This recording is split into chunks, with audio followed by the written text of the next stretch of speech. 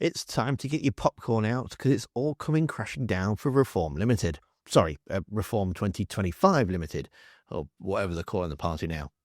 Rupert Lowe, who's Elon Musk's choice as leader for Reform, seems to have got a little bit too big for his boots. So in a Daily Mail article, he openly attacked his leader, Nigel Farage, stating the party needs to grow and expand from being a protest party and having policies instead of just being led by one messiah. Naturally, this upset Nigel Farage, as you can see in this video clip, speaking on Talk TV. There's a lot of text coming in today about your old mate and colleague, Rupert Lowe. Now, he, I'm sure you've read it, popped up in a rival newspaper, we're not going to mention, that wasn't The Sun this morning, and he said it's too early to know whether Nigel will deliver the goods. He can do, but he's a fiercely independent individual, and it's been good so far, but he has messianic qualities. But will these distill into leadership? I don't know. We have to change from being a protest party led by the Messiah, which I think is you, but you are a very naughty boy, to being properly structured party with a front bench, which we don't have.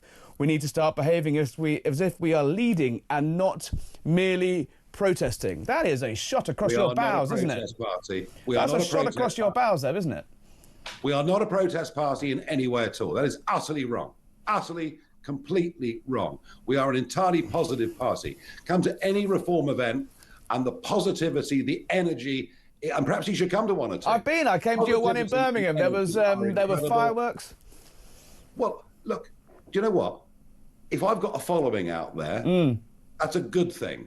If I hadn't, we wouldn't have won any seats in Parliament at all on the 4th of July. Including Great Yarmouth, I presume you put in that. Wouldn't have been a cat's chance in hell, would there? Come on, be honest about it. Well, we're not a protest party, and he's on the front bench. Yeah. So what's he talking about? But with only 5 people, you can't really have a shadow cabinet, can you? Well, you can fit the whole shadow cabinet in a taxi, can't you? So we've got a lot of development to do, but we're absolutely not a protest party. And you know something? If you saw the level of development we've undergone in the last 8 months, we've created a constitution for the party. We've changed the share ownership and structure of the party.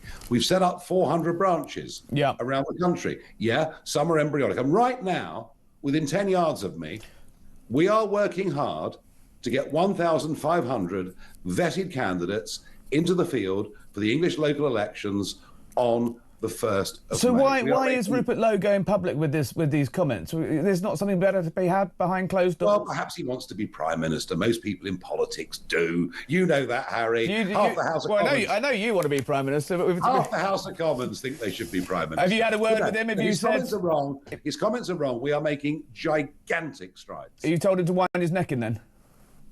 No point telling him what to do or what not to do. Fact is, we are making huge strides.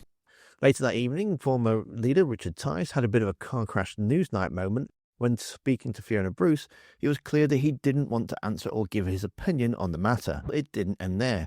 Completely enraged by Rupert's disloyalty, Reform have reported him to the police on bullying charges, releasing a press statement about an hour ago. As you can see in Rupert Lowe's defence, he claims that it has nothing to do with him and that it's all just been made up.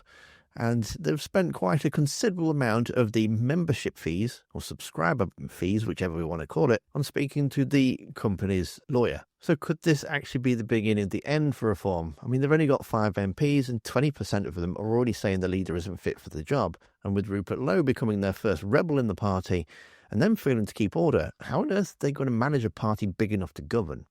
I'd be interested to see if he keeps the party whip, but to be fair, if he'd been reported to the police, I can't see him wanting to stay in the party anyway. But what do you think? Is it just a blip in Reform's leadership abilities, or has Rupert Lowe got too big for his boots because of Elon Musk's endorsement? Let me know down in the comments. And I thought last week was Reform's worst day in Parliament. Just doesn't seem to be getting any better for them. And if you missed it, well, there's some more cringe-worthy moments in the video that's on screen now. So go watch that next. Thanks for watching. Don't forget to hit that like button. And I'll see you in the next one.